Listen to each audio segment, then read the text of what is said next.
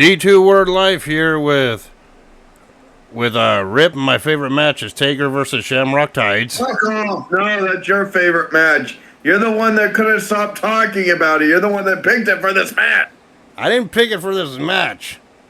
Yes, you did. I didn't pick it for that match. Hell, you're the one. Yes, correction. You're the one who couldn't stop talking about it all fucking week. No. Correction of your correction was my statement was true the first time. No, correction on your correction on my correction. No, the correction on the correction. What I said was true. The correction of the correction of the correction of the correction of the correction. It's you. Goddamn. Maybe I should have introduced you as Rip Pinocchio Tides. Call D2 Pinocchio. I mean, by now your nose is growing into a fucking oak tree. Nope. No, that's just you.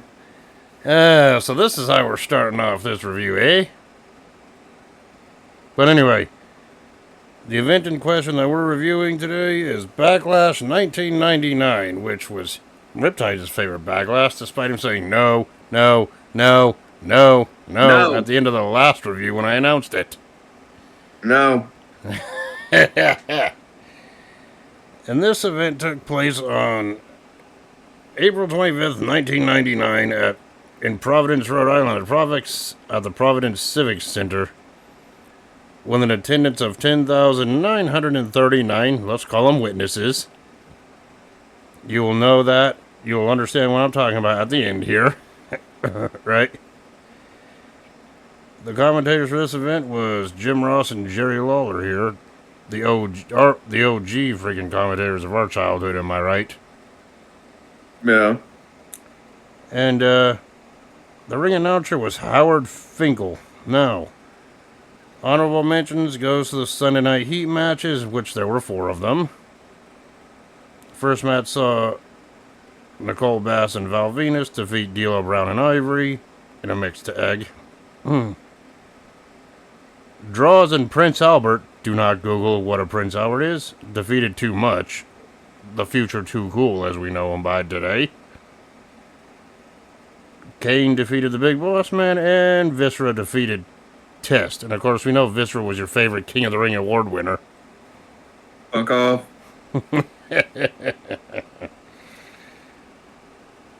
So yeah, the first thing we see is the opening high package to the event, hyping up the main event match between Austin and The Rock here, and the story that they had going into it. Yeah, and then Pyro goes off. We get introduced to the show by the commentators, Jim Ross, Jerry Lawler, like I mentioned. And then we go into our first match of the night of the pay-per-view, which was the Acolytes and Midian freaking representing the Ministry against the Brood, who were former Ministry members at this point, but got exiled out of the group at this point. Yes. Because Christian was too weak. No, Christian was being a snitch, right? Telling Shamrock where freaking Stephanie McMahon was a couple of weeks prior, and then they got excommunicated. Yep. After Christian was supposed to be sacrificed by the Undertaker's Ministry, only for Edge and Gangrel to attack the Ministry, thus leaving the group rather abruptly. Yep. As we know from this time period. Right. Yeah, and freaking the match, it was an alright standard 6-man tag. I mean, of course, after the Ministry's freaking entrance here, and after the Brood's entrance here, yeah, did you also feel a little bit cringe seeing Midian's eyeball in a jar in the middle of the ring before the match started? Yes. Even though that was his gimmick, doesn't make it less cringe or creepy, right? And of course, Midian was formerly known as Phineas Godwin, a fact that you didn't know back then when I first told you, right? No, I had an idea. Of course, I think this match started off with Midian and Christian both freaking on like their, it's like both freaking just laying there on their freaking hands and knees just staring at each other, right? Yeah. And I'm like, okay, whatever. And of course, it was the standard back and forth matchup here. And both teams didn't get the advantage. Of course, the Acolytes and Viscera here got the advantage by double teaming or triple teaming Edge and Christian at one point. Right? Yeah. You know, getting the heel heat until Edge tagged out. And there was a bunch of double team moves by the Edge and Christian, and of course Gangrel got some offense too here. Enough, and then the referee was freaking distracted. The heel team took advantage of that. Right? Yeah. Yeah, and near the end of the matchup here, Gangrel had the advantage over Bradshaw in the corner, in the opposite corner, the opposing corner here. Freaking, we seen some more double team from Edge and Christian with Edge hitting 2 freaking cross bodies on Bradshaw and Farouk. Right? Yep. Kind of like a version of what the Hardy Boys would have been doing later on in their careers when, you know, when Run jumps on his partner, hits the opponent in the corner. That's what it reminded me of, right? And of course, the match was doing okay. Christian almost got the win with a tornado DDT from the corner on Bradshaw, I believe, right? But then with the referee once again distracted, Viscera made his presence felt. Literally squashed Christian against the ring, against the freaking goddamn oh no, he didn't just squash him. He engulfed him. Yeah, by splashing him into the freaking ring apron, which we all know is the hardest part of the ring. Right? Yes. Then afterwards, Viscera threw freaking Christian back into the ring, allowing Bradshaw to nail a clothesline from hell on Christian, and that looked devastating to get the pinfall win for the Ministry here. Your thoughts on this opening tag match? It was a good match. It's like, could I have done without the interference? Yeah, but you know, the Ministry, they were a heel faction, so what do you expect? We see the same old cliche play out, even back then and now. You know what I'm saying? Yeah. And I know you were really excited to see Viscera. I mean, like I stated before, he was your favorite King of the Ring winner. I know he was for you. Hell no, fuck off with that shit. I don't even want to think about it, despite the fact we did that review like almost a year ago. Right? That was bad. Right? You literally told me when we reviewed that you were hoping that Viscera would win. Fuck that. Right?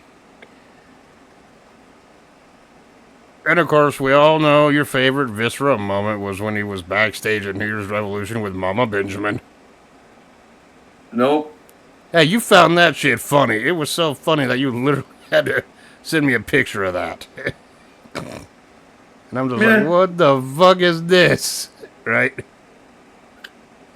Yeah, that was Viscera, the world's largest love machine.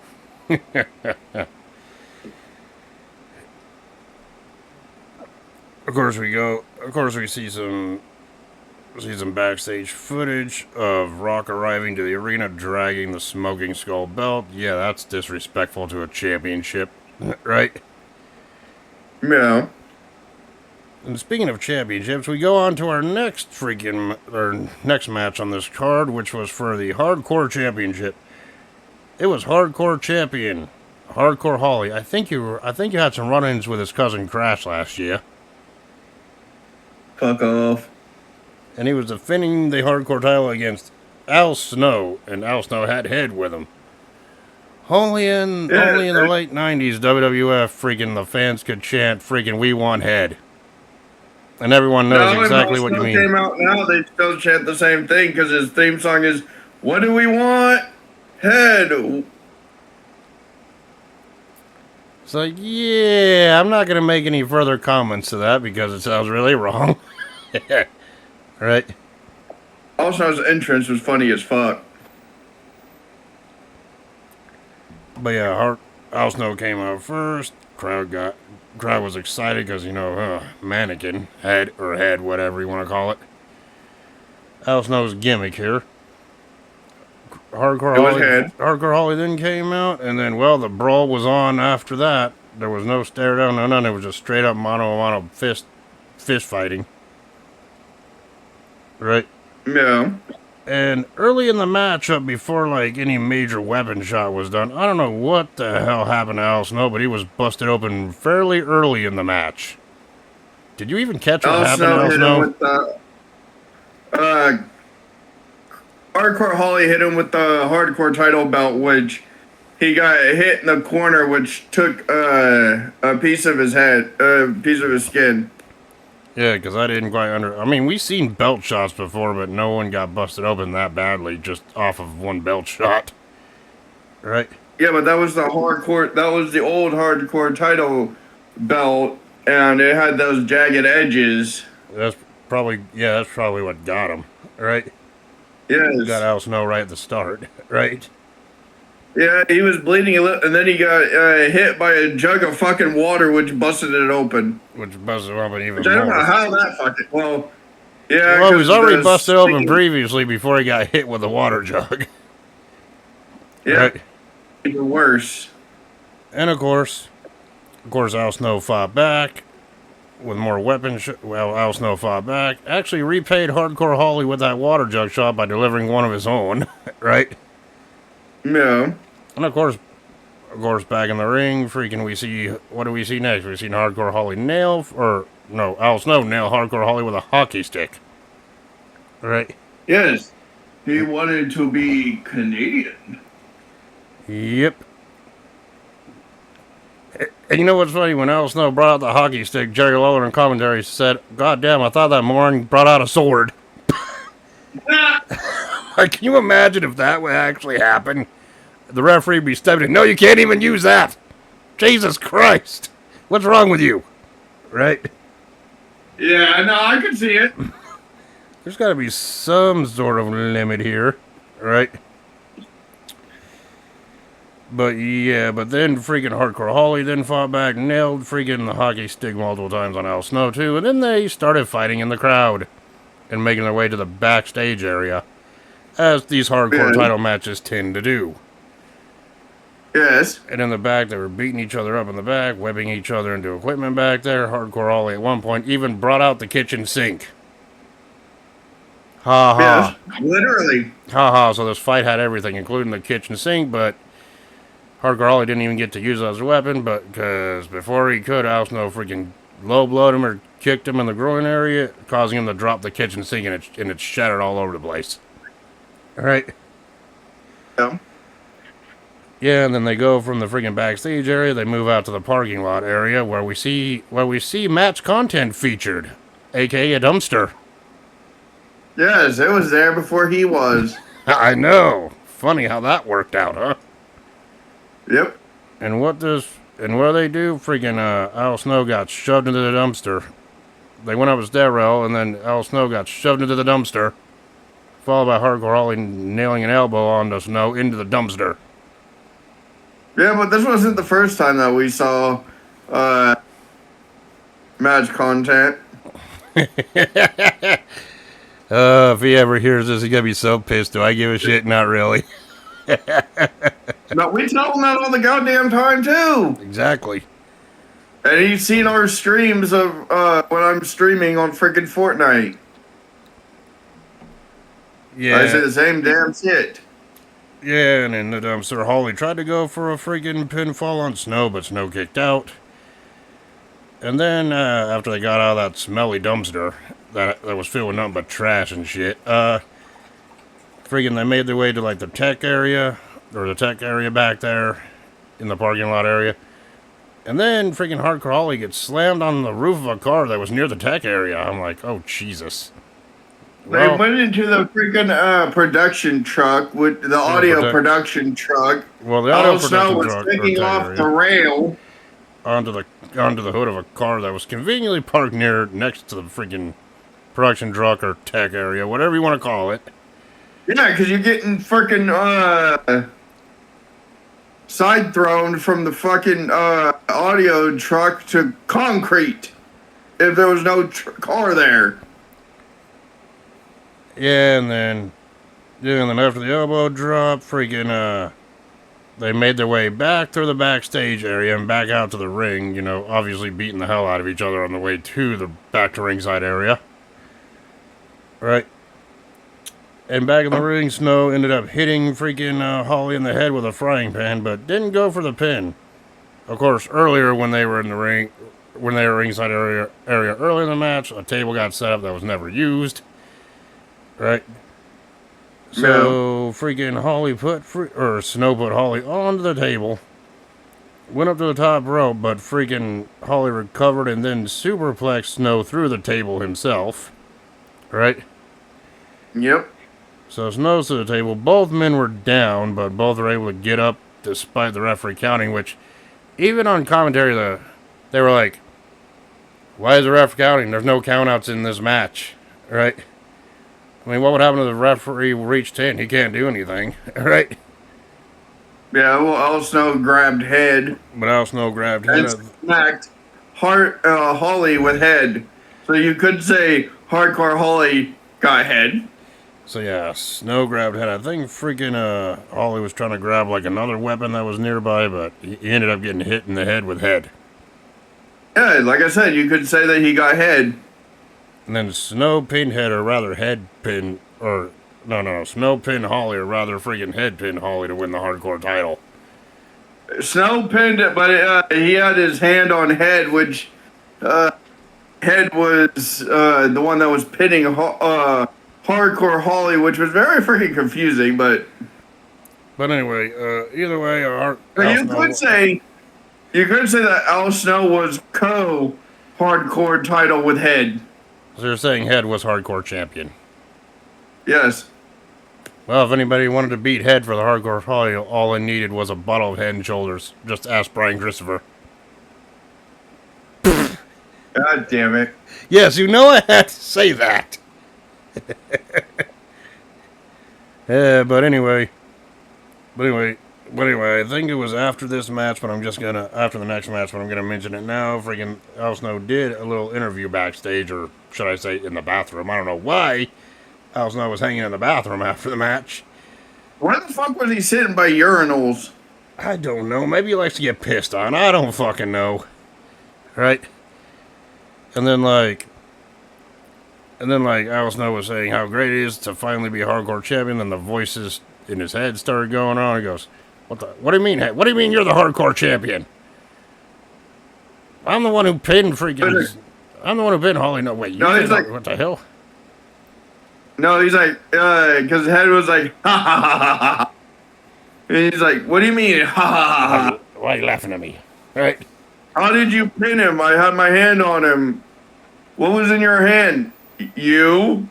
And he's like, huh? And then Michael Cole was who was interviewing him at the time was like, how do I help? Exactly. Even your boy was like mindfuck, this guy needs help. And then he's like, excuse me, can we have some privacy? We're having a private conversation here. Yeah, he was in the restroom. There is no fucking privacy. It's like he was in the restroom at an arena. There ain't no privacy. What they didn't tell you is that meeting was in the stall next to him taking a massive shit. Wait, what? No, that was Rikishi. Rikishi wasn't even around back then. Well, maybe he was, but he wasn't on screen yet. Right? No. Or worse, it was Viscera in the stall next to where this interview was taking place. Right? Oh, God. But no, it was Big Show. Oh, Jesus. We had too many burritos. But anyway, here we go. The next match. Oh, yeah, by the way, before we talk about this next match, your thoughts on the hardcore title match? It was a good match. And yes, I know, I think I kind of resided in most of the match, but those were like the high spots for a hardcore match. It was basically all those lumped into one, alright? Huh? Get on, kitty litter! Yeah. Can you imagine if in that hardcore match they were literally freaking slamming each other on kitty litter? You'd be yelling that right at your screen. Yes. Has there been a hardcore match where that was even used as a weapon? I don't even think I want to know. Right?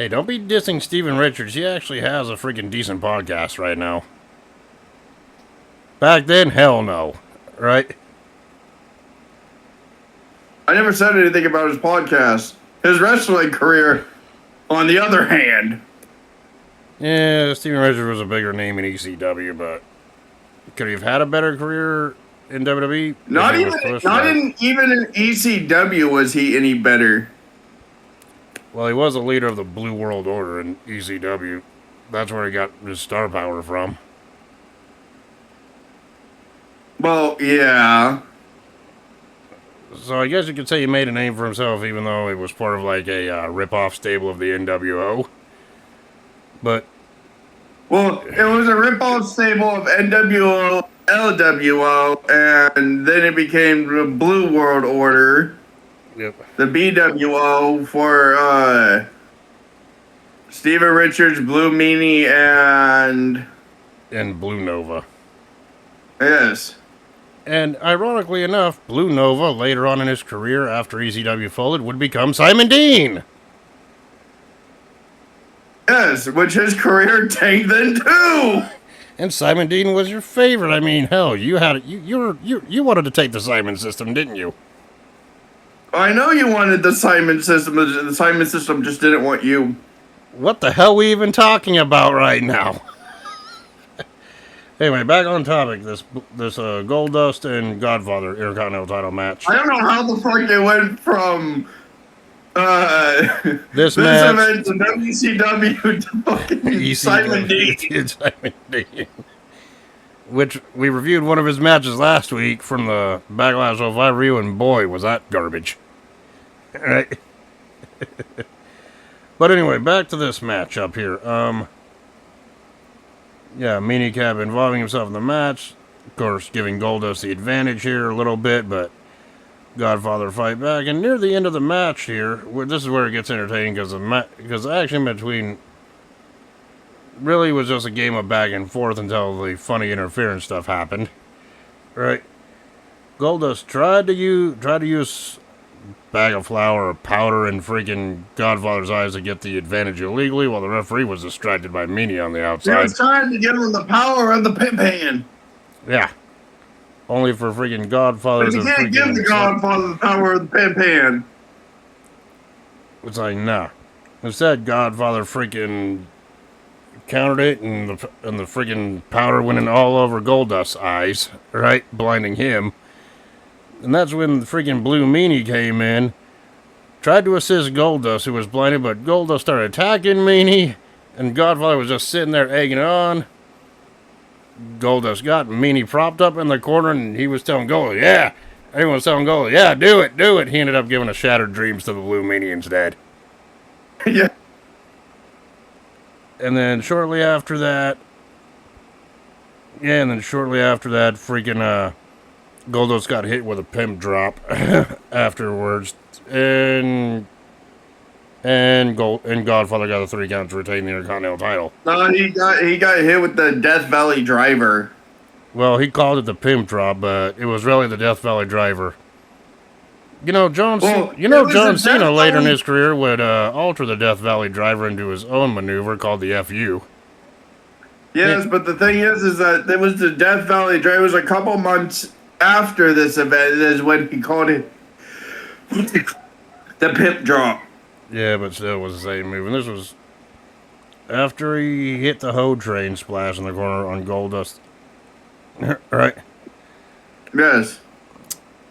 After the Shattered Dream spot, but... Well, he hit Blue Meanie and Goldust with the Ho Train. And of course, John Cena later in his career would do a modified version of the Death Valley Driver called the FU. I bet he really didn't do much with that move. I'm pretty sure it didn't win him 17 world titles or anything. And yes, that's sarcasm, but... Your thoughts on this Intercontinental title match? Yeah, it was funny, but it still had interference in it.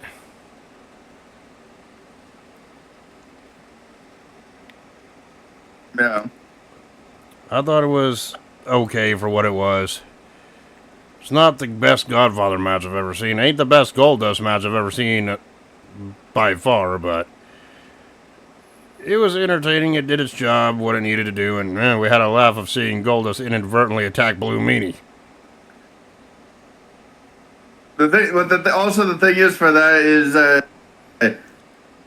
Goldust and the Godfather would have a better match further into their careers. Yeah.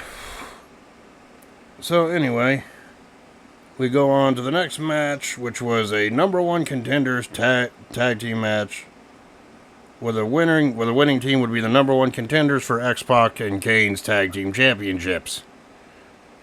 Yes, we had the New Age Outlaws, Road Dogg, Jesse James, and Badass Billy Gunn Taking on versus your favorite tag team, Jeff Jarrett and Owen Hart. Nothing happened at this event later.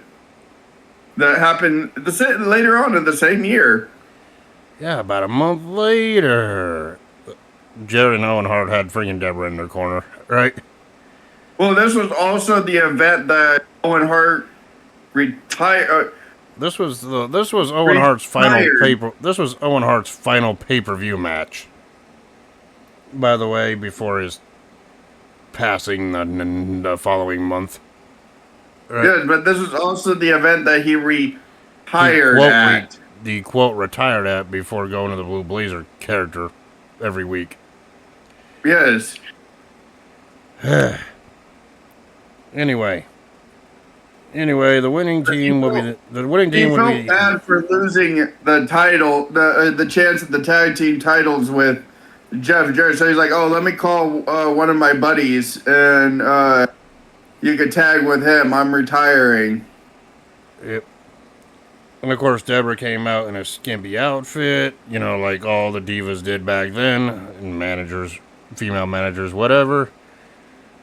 And then the Outlaws tried to make her freaking strip show them puppies or whatever, but then they get attacked by Jarrett and Hart, and the match was underway, right? Road Dogg's like, "Oh, I'm the dog. Now it's time to show me them puppies." And of course... And he's like, "Oh, they're such a tease. Billy, show them the ass." Oh yeah, Billy freaking did that's it. When they got that's attacked. when the fight got attacked, okay. And of course, for the most part, Jarrett and Hart were freaking over control of Road Dogg for most of the matchup. This was to build a hot tag to Billy Gunn, a cliche of the Outlaws back then, but not just the Outlaws, a cliche in tag matches in general. Right? Yeah, but the crowd was still saying, "Puppies, puppies, puppies." And I'm just like, yeah, this shit you couldn't get away with today. Yes, you could. And of course, Road Dogg tried to battle back in Jarrett, but Owen got the freaking blind tag in, and Dogg ran into both. And of course, Road Dogg was able to fight both of them off by making the two run into each other. Right? And of course, Road Dogg had freaking Hart in a backslide pin, but freaking Jarrett distracted the referee, though Owen was pinned for more than 3 seconds. But that was interrupted, right? Or kicked out of. And of course, Gunn got the hot tag, ball of energy, took out his two opponents, took out Hart and Jarrett. But Hart and Jarrett both got the advantage. Owen Hart locked in the sharpshooter on the Road Dogg, and Jarrett tried to freaking simultaneously lock in the figure 4 leg lock on the Billy Gunn, but Gunn reversed it. Jarrett got freaking kicked outside the ring. And then the end of the match came when freaking Billy Gunn came in, nailed the Famouser on freaking dang Owen Hart, which allowed Road Dogg to freaking get free of the sharpshooter and pin Owen Hart to win the match for the Outlaws. Well, he hit Jarrett with the Famouser. Yeah, and then after the matchup, Billy Gunn showed his ass to the fucking crowd once again. Yes. No, for the first time, because he was going to the first time, but that got interrupted by a preemptive jumping. So yeah, the New Age Outlaws became the #1 contenders for the tag team championships. Which, your thoughts on this one? Was it the New Age Outlaws' best match? No. Did they have better matches?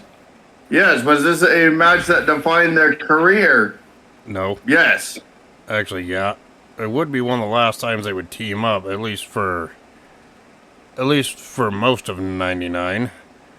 And Well, it'll be their last time they team up for like a year and a half.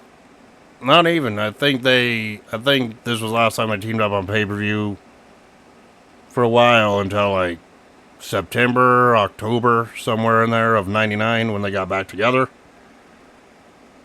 Reasoning for that is because it was the pilot episode of SmackDown where freaking, I believe, the Outlaws got their tag title match against Kane and X-Pac. They lost the match, and then after the match in the backstage area, Gunn turned heel by turning on Road Dogg and DX in general, thus splitting the New Age Outlaws up temporarily before going on that failed singles push, which included a King of the Ring '99 win. As we know, It wasn't a failed push. It was a very decent push. he got squashed basically by The Rock at SummerSlam '99, thus ending his singles push.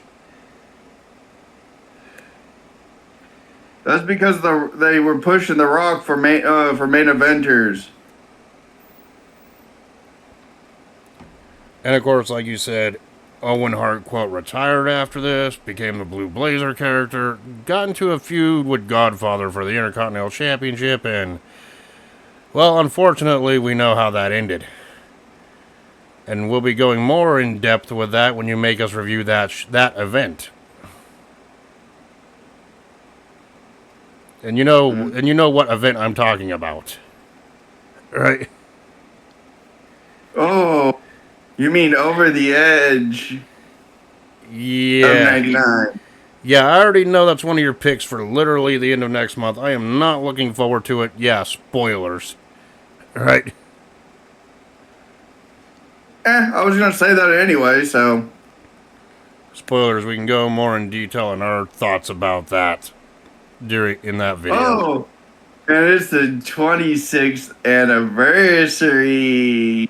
Yeah, of the worst WWE pay-per-view event ever. Right? It wasn't that bad.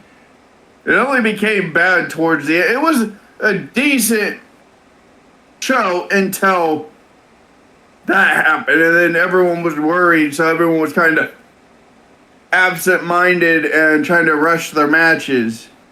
I hate to say this, but when it comes right down to it, if I was forced to for $1 million or something, if I was forced to rewatch Over the Edge '99 again or King of the Ring '95 again, I would choose King of the Ring '95. Why? Because at least no one died at that event except for my brain cells.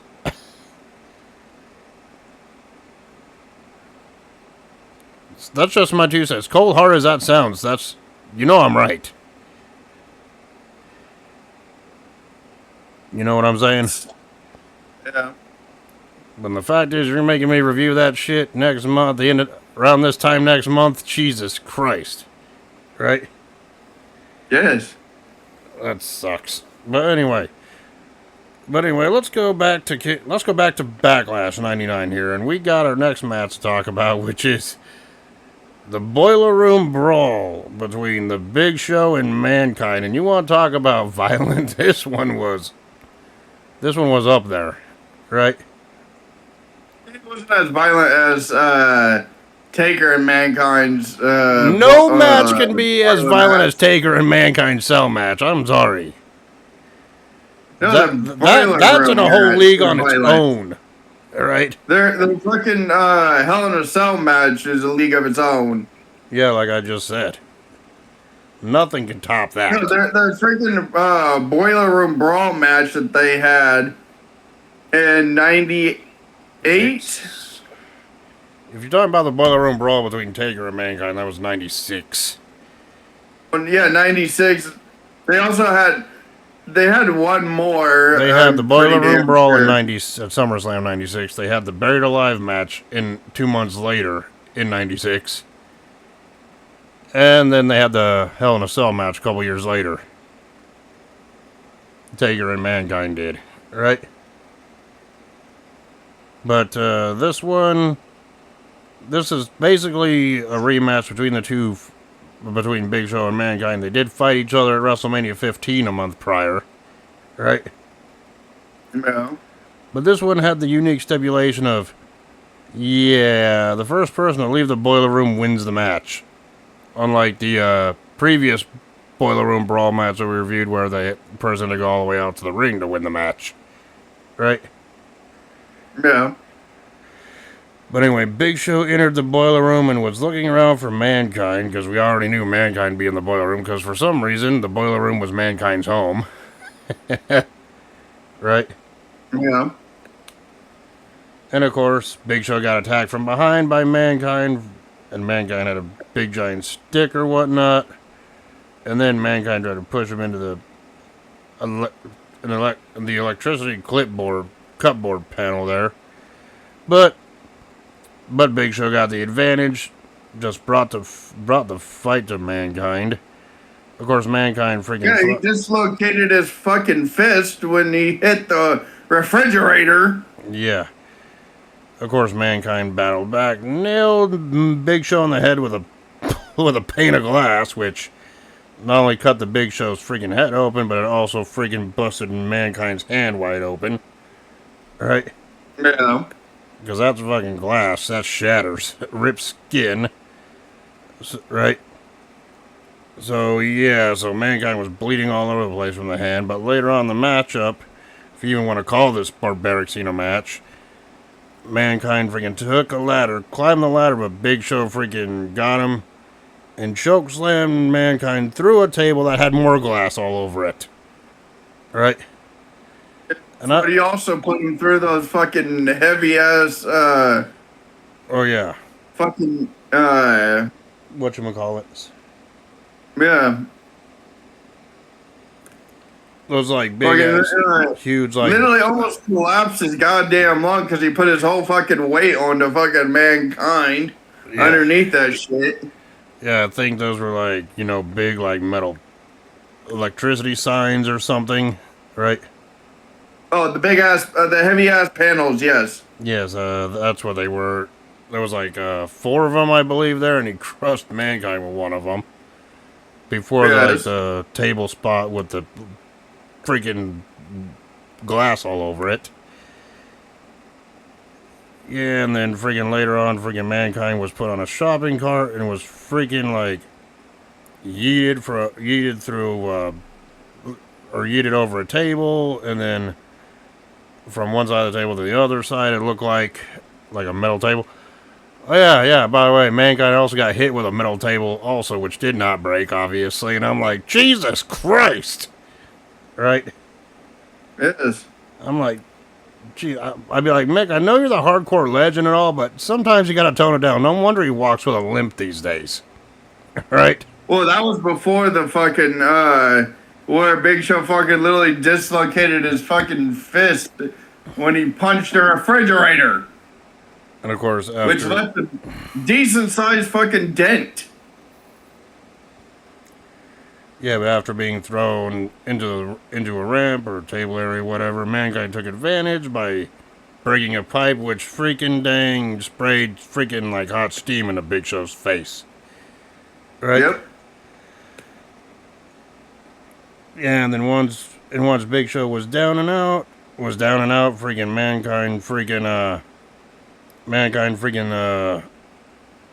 made a bunch of pipes fall down on the Big Show, burying him in the process. And then Mankind then slowly went for the door, put his bloody hand up against the wall, got out of the boiler room, thus winning the match. But immediately after Mankind was declared the winner, Bossman and Test came in, attacked freaking Mankind back in the boiler room. Which then that's the point when Big Show got up, realized Mankind was being attacked, and then he decided to freaking attack Boss Man and Test. Thus, he also ended up slamming Test onto some pallets back there. Or whatever before chasing Boss Man out of the boiler room. Right? Yeah. And then Mankind, to exact some revenge, applied the Mandible Claw with Mr. Sago onto Test to end the match segment. Yeah. Your thoughts on this? It was a good match. If you even want to call it a match, it was more like a brawl. Hence the name Boiler Room Brawl, am I right? Yeah.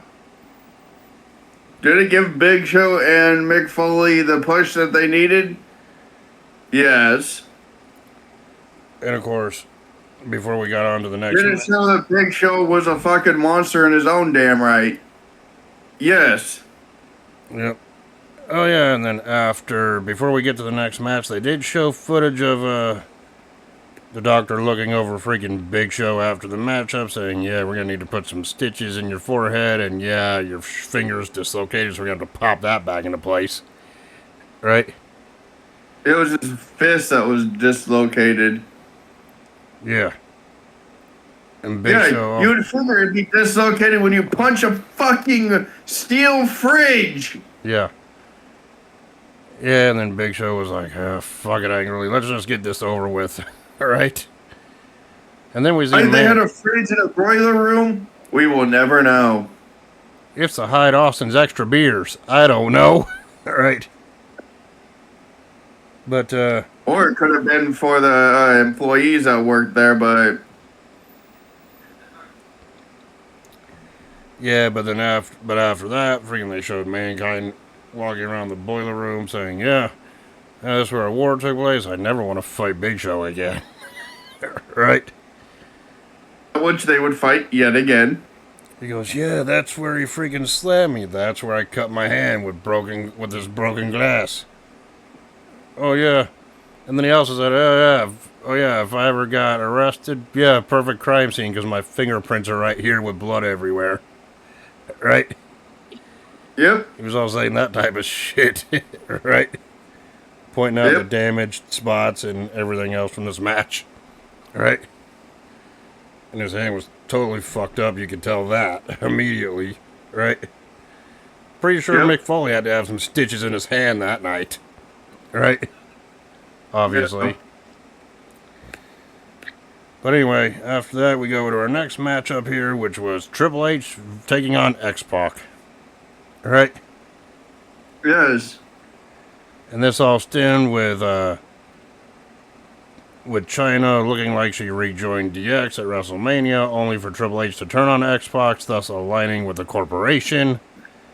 And X-Pac was going around seeking revenge on Triple H for that, but also as a side quest, X-Pac did win the tag team championships with Kane about a few weeks prior to this event. Right? Yeah. So yeah, anyway, X-Pac came out, or Triple H came out with his corporate player theme song, a rare find considering he only had that theme song for literally about a month, maybe, before they switched it up to the My Time instrumental version. So yeah, there's a little fun fact for you, right? Yeah, he had it for a hot minute. Yep. Yeah, and then X-Pac came out. Got the positive ovation here because everyone just wanted to see X-Pac whip Triple H's ass. Right? Oh. But yeah, and then Triple H did cut a promo. If people don't remember, X-Pac was also the 1-2-3 kid. Yeah, during his first run, and then he was six-pack in WCW. Right? Yes. Or six in WCW, or six-pack, however you want to pronounce it. And then he returned to WWE, didn't really, in 98, after getting fired from Eric Bischoff in WCW when he was recovering from a broken neck. Right? Yeah. They didn't even have the name for him immediately. They just called him the Kid when he returned to WWE before he eventually became known as X-Pac. Which is still what he's known by today.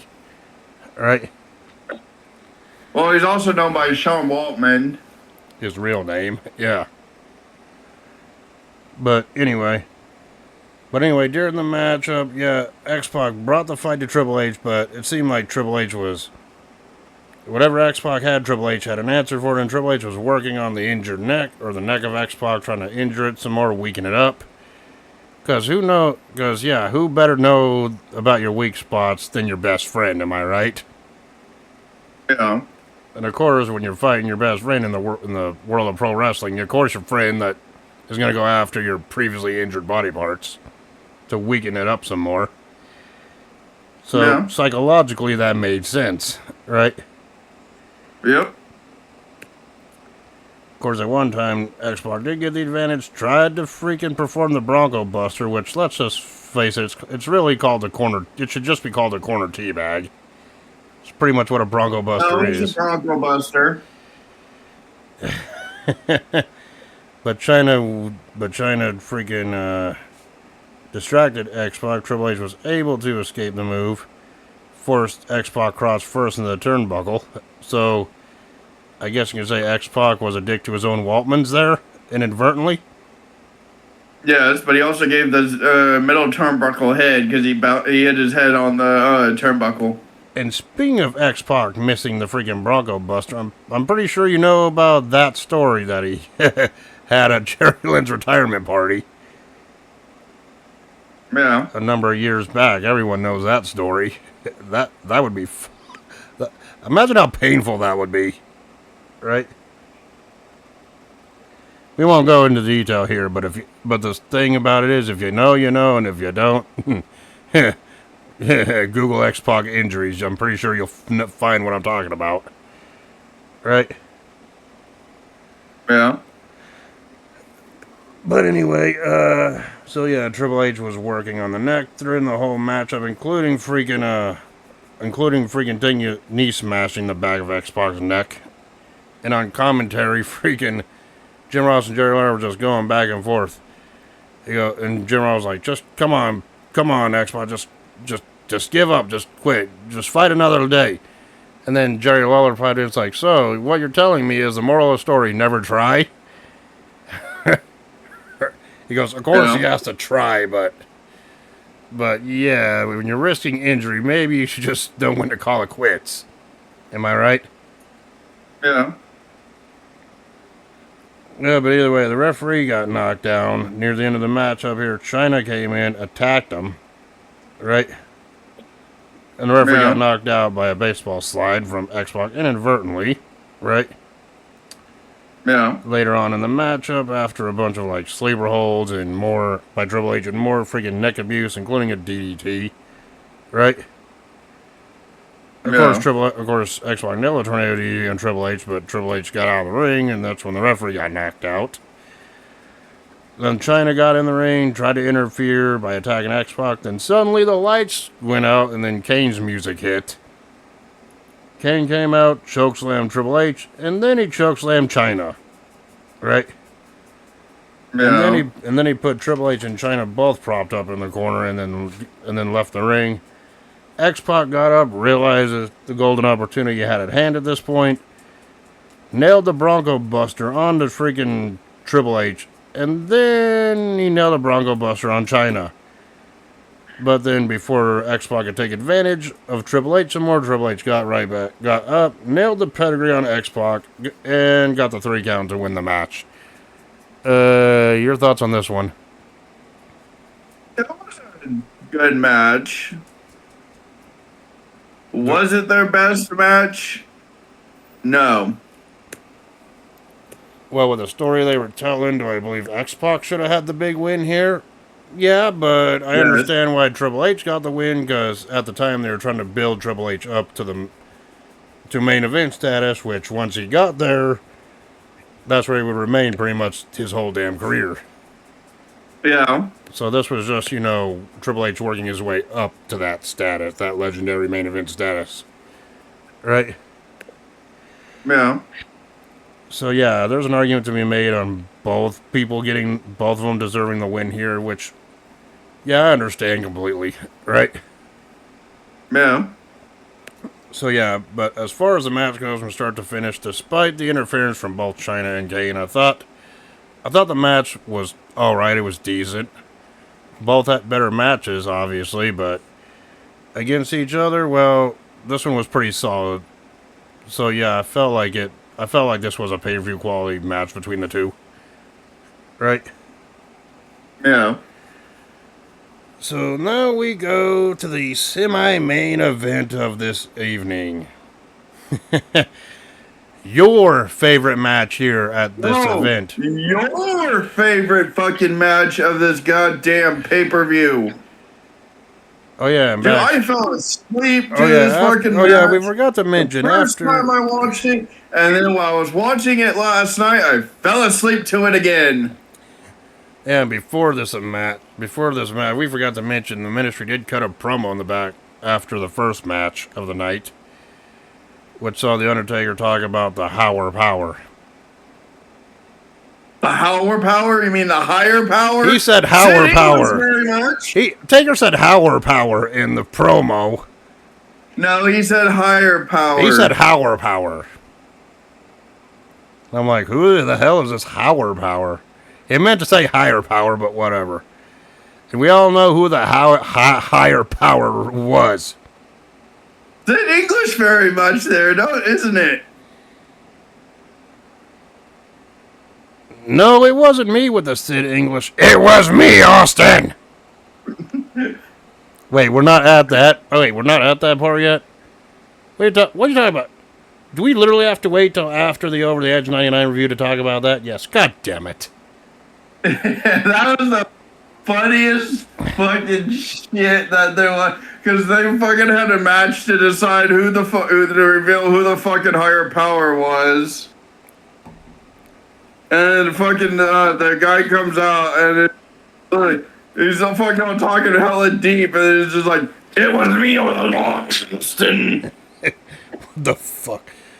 We'll talk about that when we get to the Over the Edge 99 review that I'm dreading because that part of the storyline literally took place about a week or two after Over the Edge.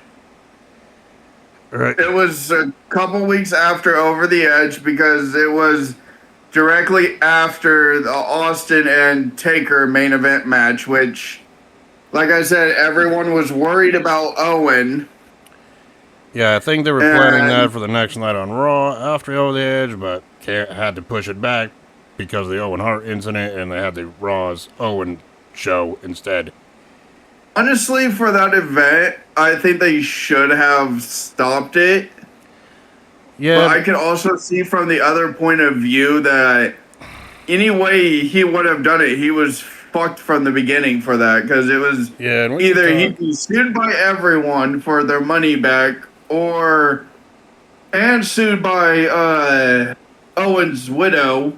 Oh yeah, and we'll talk more in depth. Continue the show and be sued anyways. Yeah, and we'll talk more in depth about our thoughts on the whole thing when we review that show. We don't have to go into depth about it right now. Obviously, we can save that for the Over the Edge review. And our thoughts and what should have happened, what shouldn't have happened. We can give our theories in that review. I just know you're getting a little small sample of your thoughts on it now. All right. It was a fucky situation then, and it's still a fucky touchy situation now. Yeah. But we'll talk about that. We'll talk about our thoughts EMPs more in depth during that review at the end of that one, after we talk about everything that happened. But anyway, let's talk about this Undertaker versus Ken Shamrock match from Backlash 99 here, the semi-main of the show. We all know this one was your favorite because we all know how much you loved it. You couldn't stop talking about it all week and how great it was. No. It was you that couldn't stop about talking. The technical powerhouse and then a technical power brawler. I mean, after both men made their entrance, it did start off interesting with Shamrock going on offense immediately on Taker, like he usually would of all of his opponents here. Right? Well, that's because Taker had abducted his sister. Yeah, in the storyline. And then the Undertaker freaking fought back. Taker fought back, controlled the match early with punches and throws to Shamrock. Shamrock recovered by locking in submission holds to keep the Undertaker grounded, and this is where it kind of dropped off for me. Yes, the Undertaker did come back and nail more power moves, but for the most part, it looked like he was fighting out of submission holds or trying to lock some on himself. It just wasn't work because, yeah, Taker did do submission moves in his early career, which There's nothing wrong with worked that. and didn't work. Yeah. And then they were trying to make Shamrock more of a technical power brawler, Yep. which could have worked, just not And against Taker for their damn match to test it out. yeah, and at one point, Taker was in control over Shamrock, and then, of course, Shamrock, the Undertaker then put Shamrock in a bow and arrow submission hold. Was there any chin locks in this match? Because I don't even remember. No, there was no chin locks. There was absence of chin locks. That would have made this match more interesting, but the Undertaker did perform his standing leg drop, and his leg landed right on Shamrock's neck, right? But once again, but you know, at one point near the end, I believe Undertaker went for a choke slam, but Shamrock reversed that into an armbar, right? Well, he reversed it into a triangle choke. Or triangle choke, which is a unique way to counter a choke slam. Let's face it. So give Shamrock props on that here. Which Taker would later in his career take the triangle choke from Shamrock and turn it into the Hell's Gate submission. And of course, at one point near the end of the match, Shamrock had Taker in the ankle lock. Taker was screaming. This is one of the first times we heard Taker scream in pain. Right? Well, of course you're gonna, dude. Shamrock fucking made every opponent he put in the fucking ankle lock screen because that man was fucking powerful. Dude, just imagine your ankle in his fucking bicep. That's where he put it. Yes. And he just flexed that motherfucker, and you're like, ah! Yeah, I mean, Taker screaming. Usually he wouldn't even sell like his opponent's offense. He does it silently. He barely even sells it like you do on 2K. That's my one per video. Sorry, I had to say. Fucking Bradshaw came out for some reason we don't even know, right? He was getting revenge for when Shamrock hit him with the Louisville Slugger. Yeah, that was after And that. he hit Shamrock with the edge of the Louisville Slugger. Yeah, but that was after the match. He hit him with it for Shamrock to let go of the ankle lock. Yeah, but then Shamrock's still in control. I don't know why Shamrock didn't go for a belly-to-belly. He didn't go for another ankle lock or anything like that. Shamrock decides, I'm going to try to tombstone the Undertaker. So Shamrock lifted Taker up, tried to go for a tombstone, but Taker reversed into a tombstone of his own and pinned Shamrock to get the win. Everyone should know that you can't do a tombstone to the Undertaker unless you're Kane. Yeah. But, because he'll reverse it into a tombstone. Yep, and then after the match, Bradshaw came in and, like you said, he attacked Shamrock with a baseball bat and then strangled him with it. Yes. Until Shamrock was unconscious in the middle ring. I would ask your thoughts on it, but I think you made that pretty clear when we started talking about this, but I'm going to ask it anyway. Your thoughts on this?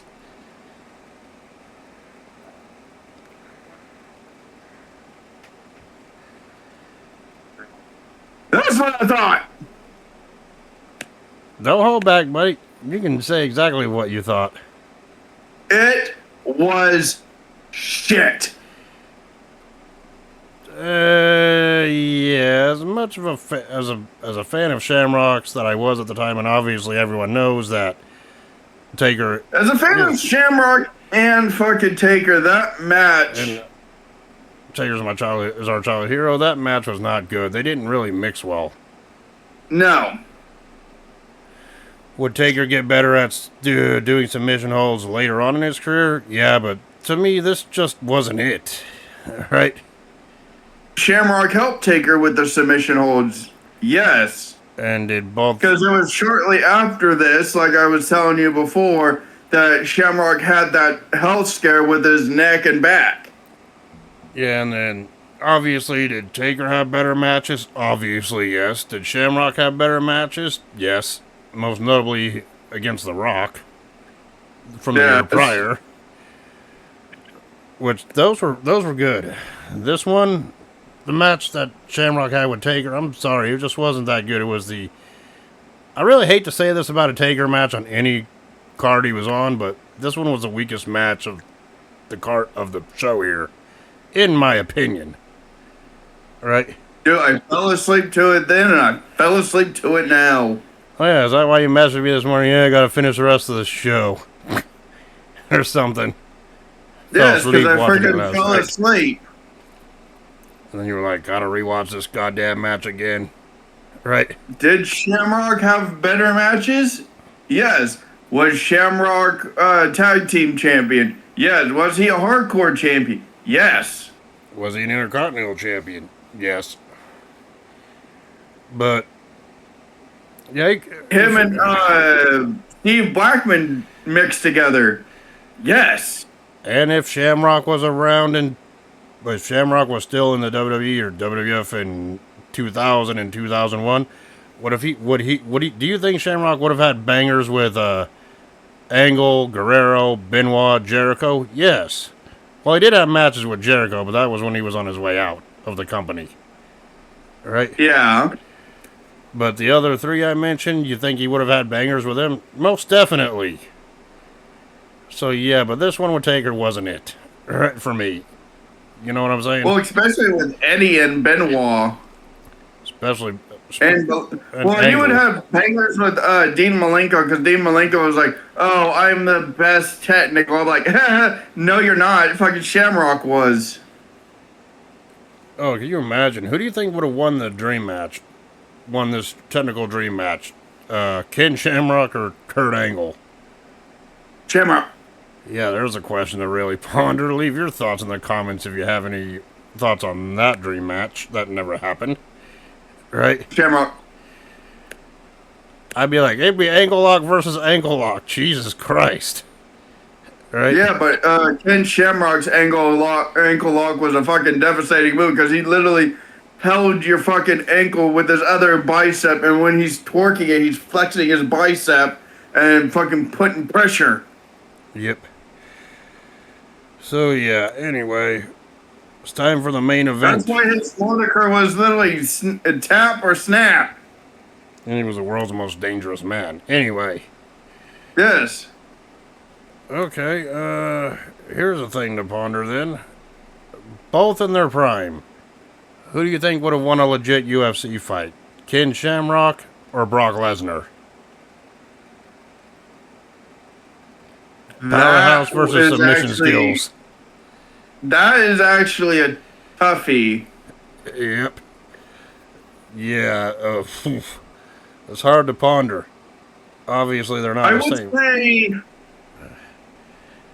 Shamrock? Only by, only if Lesnar didn't knock him out first. On a medium margin. Yeah. Because Brock Lesnar had his own submission background, because he was a double NCAA world champion. Yep. And that was for college. Yep. Okay. So I know this person I'm about to mention for this dream match wasn't on this card. I think he was out of the company at this point, but who do you think would win a MMA fight? Brock Lesnar or Dan the Beast Severn? Oh, both in their primes. Are we talking prime Dan the B7 or what he is now? We're talking Prime Severn versus Prime Lesnar. Severn. Yeah, probably. But anyway, He lived, breathed, and ate fucking cage matches. yeah. Yeah, but anyway, enough about the fantasy fights and matches. We gotta get to talking about the Backlash '99 main event here, which saw Stone Cold Steve Austin defend the WWE Championship or WWF Championship, whatever you want to call it, it's the same title, against The Rock, with Shane McMahon as a special guest referee in a no holds barred match, which was made no holds barred literally on the heat prior to this show. Yeah. Of course, this rivalry between these two continued after Austin defeated The Rock at WrestleMania 15 to reclaim the WWE Championship. Of course, Austin wanted his Smoking Skull Championship back, which was on Vince McMahon's mantle, and then Vince handed it to Shane saying, give this back to Austin. Instead, Shane gave it to The Rock to taunt Austin with in the weeks leading up to Backlash. Which saw two classic segments back to back. The one where, the first one where The Rock dumped Austin off the bridge and then threw the title Smoking Skull belt in the freaking river with him. Right? What everyone thought was the Smoky Skull title. And then the following week on the Raw prior to this event, The Rock held the Steve Austin funeral, which The Rock then revealed that he was freaking still in possession of the Smoking Skull belt. Oh yeah, and that segment happened about a week or two after Austin tore down the Titantron, by the way, destroyed it. We gotta mention. Yeah. Right? And then Austin came out, and what did he do? He arrived at that arena on the Raw prior with a friggin' dang monster truck, and pretty much ran over The Rock's Continental Lincoln car before making his way out to the arena to bring the fight to The Rock. Right? And it all ended with The Rock going into the grave. Austin got his Smoking Skull belt back, only to be attacked by Shane McMahon, who repossessed the belt. And that's how he got here. And both of those are classic moments. You should check them out. Right? In WWE history. Right? But anyway, The Rock made his freaking entrance, still with the Smoking Skull belt. And of course, after The Rock's entrance, Shane McMahon took the belt, gave it to one of the ringside crew, and goes, put this in my office as soon as Austin comes out. Right? Or as soon as the match starts. Right? Of course, Austin came out. Obviously, he got the pop of the night since he was the most popular person in '99 in WWE. The big star, right? Steve Austin back in the late 90s is what, say, John Cena was in the 2000s. Or arguably what Cody Rhodes is today, the big headline main attraction of the company. Yeah. Right? And of course, Austin came out the ring. He didn't even come out. He didn't even freaking, taunt for the crowd or nothing. He just came in there and just started striking The Rock. Back and forth, brawling. Well, he brought in another title. Yeah, Austin had the Big Winged Eagle Championship with him, which was the current WWE Championship design at this point. Which, ironically, I also have a replica of the Big Winged Eagle Championship, or the Attitude Era WWE Championship, whatever you want to call it. Right? Yeah. And of course, the two fought, brawled each other, made their way up to the entranceway, or the aisleway, whatever. Rock freaking used a fire extinguisher as a weapon against Austin, but Austin was then Irish whipped into the freaking, the fencing, or the fencing to the freaking entranceway, and he went collapsing with it, or the wall of the entranceway, whatever. Of course, then The Rock got whipped into the steel freaking girders and the freaking fencing on the other side. So both were even on that, right? I mean, you know what I'm talking about, right? And of course, the two brawled some more. Eventually, they made their way back to the ringside area, where freaking The Rock did a little taunting on commentary with the Spanish announcers after the table got broke, right? Yeah. And of course, And of course, on the regular announce table, freaking, I remember this because this was funny. Freaking Rock had Austin down on the freaking announce table, right?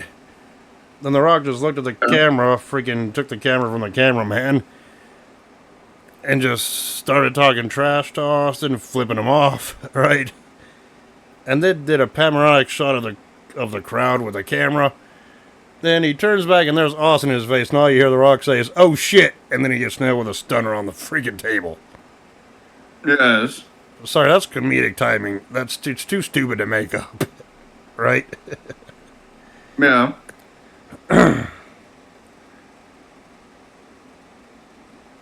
But yeah, but anyway, the whole freaking story of this matchup was, can Shane McMahon be an impartial referee, and if Austin laid a hand on Shane McMahon, he'd be disqualified in a no-holds-barred match. Figure out how that is, right? Yeah. But whatever. Oh yeah, and I also liked how in the replay they showed the whole Rock getting stunned on the table from the camera's perspective. Also, right? Yeah. But anyway, Austin and Rock made their way back into the ring. Shane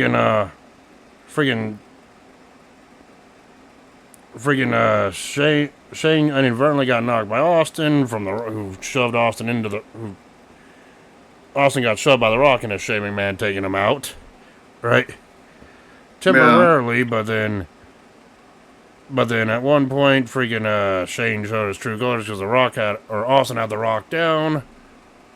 I believe from a stunner or belt shot or whatever. Shane McMahon came in, counted 1, 2. Nope, not gonna count. Right? It was a stunner. Which proceeded Austin to chase freaking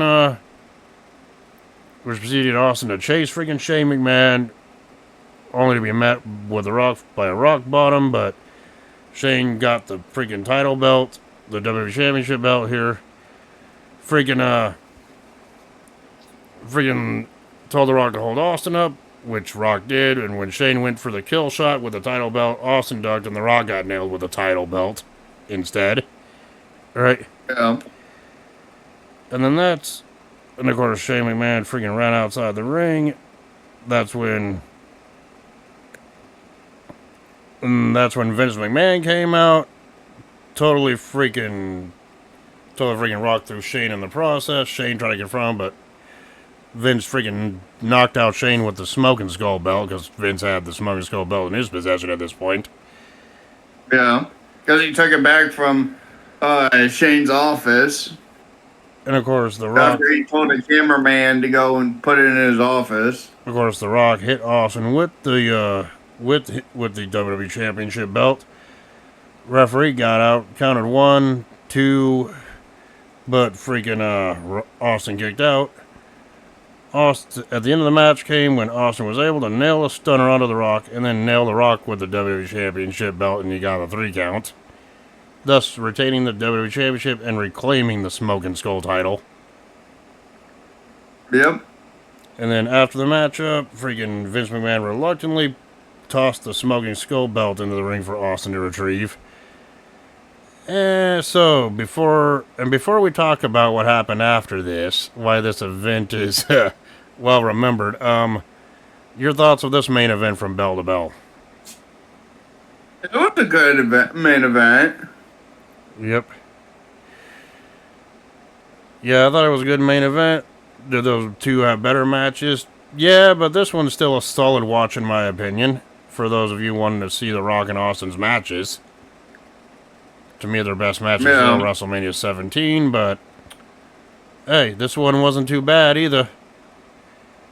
And of course, while Austin was celebrating in the ring, we did cut to the parking lot where we see a limo, right?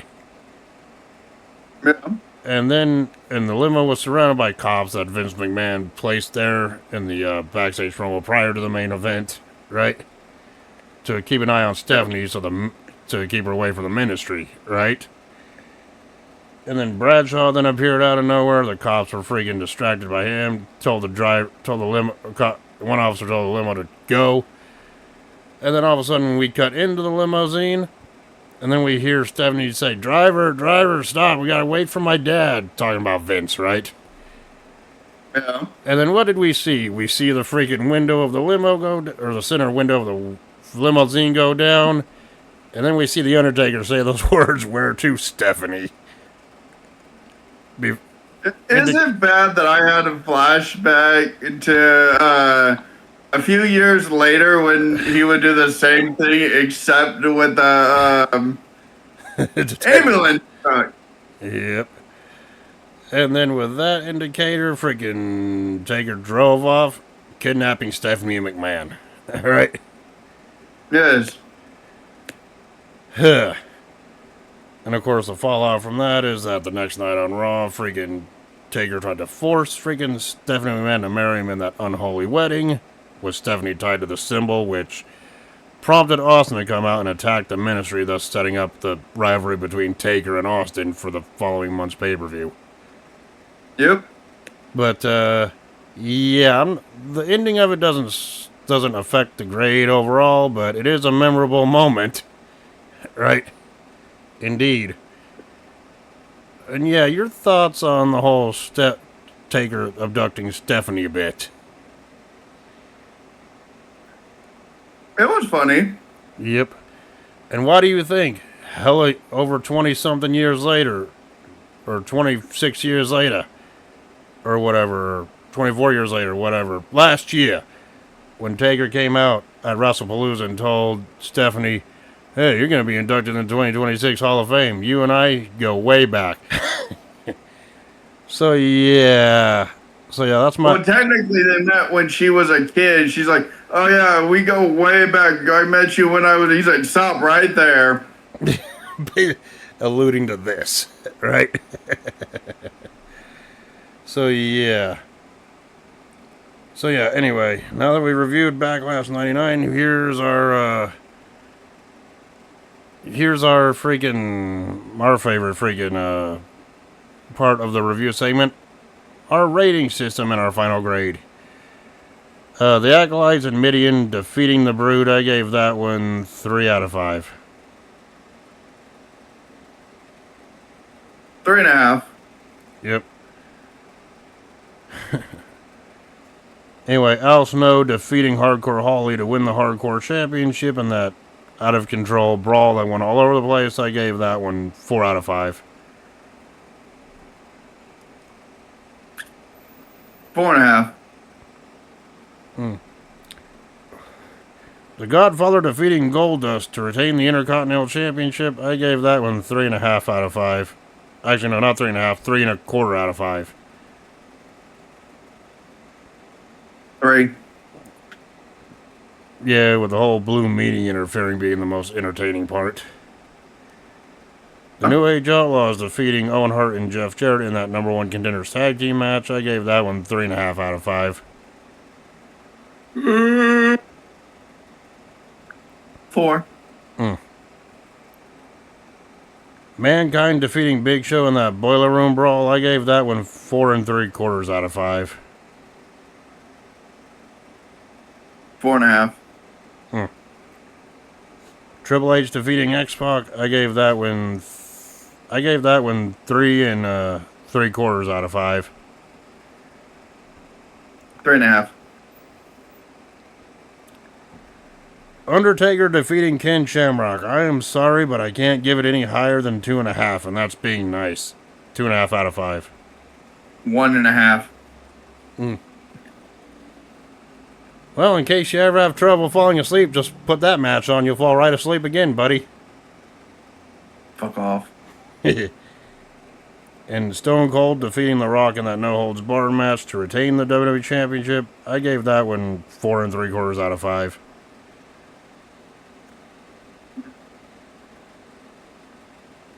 5. Yep. And my final grade for Backlash 99 is a solid C+. C-. So yeah, the matches I would recommend from this one is either that Hardcore Championship match, the Boiler Room Brawl match, and of course the main event with Austin The Rock, along with the whole Stephanie being abducted at the end. Yes. You really don't need to see anything else from this match. But If you're having a hard time falling asleep, put on Shamrock and Taker. That should take care of your problem. Fuck off. To be honest, I was almost dozing off watching that match. I'm surprised I got through it without falling asleep myself. All right. Yeah. So, that's our review and our thoughts on Backlash 99. And boy, am I going to regret this, but yeah, buddy. Next week is your pick. Yes. And I hate to ask this because I know I'm going to regret this because I know you're going to try to get revenge for this show, even though it wasn't that bad. I mean, it was teetering on average, but it wasn't drizzling shits. Keep that in mind. What are we going to be reviewing next week? I hate to ask. We're going to be watching Cyber Sunday 2007. Yeah, you fuck. Actually, I don't even remember what happened on that show besides Taker and Batista's WrestleMania rematch. It was Randy Orton versus Shawn Michaels for the WWE title. Oh, yeah. That CM one. Punk versus The Miz. Batista versus Taker with Stone Cold as the guest referee. Which I heard that one was an actual good banger of a match. Rey Mysterio versus Finlay in a stretcher match. Kane versus MVP for the United States Championship. Triple H and Umaga street fight. And Mr. Kennedy versus Jeff Hardy. Oh, God. Oh, God, that doesn't sound very good at all. Yeah. Oh, the other matches, sorry, the main event with Batista and Undertaker looks the most intriguing. Right? Yeah. You know what's funny? I've never seen this event in its full entirety at all, so this will be fun for me.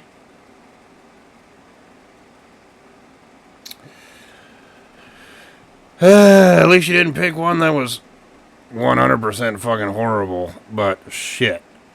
Anyway. Oh, that's coming. Oh, I know that's coming next month. I know that's coming. Yeah, but wish us luck to get through that one, and I guess we'll be talking about Cyber Sunday 2007 next week. So until then, we will talk to y'all later. Peace. Yes, I get to watch the DVD. Yeah, you lucky fucker. Now you're gonna make sure we talk about the backstage segments because you got it right there on the DVD menu. Well, also the extra from Raw, which was the Divas Halloween Contest Battle Royal. Oh, that sounds like utter shit. Anyway. Right. But anyway. Until then. So yeah, next week we'll be reviewing Cyber Sunday 2007. So until then, we will talk to y'all later. Peace. Doses.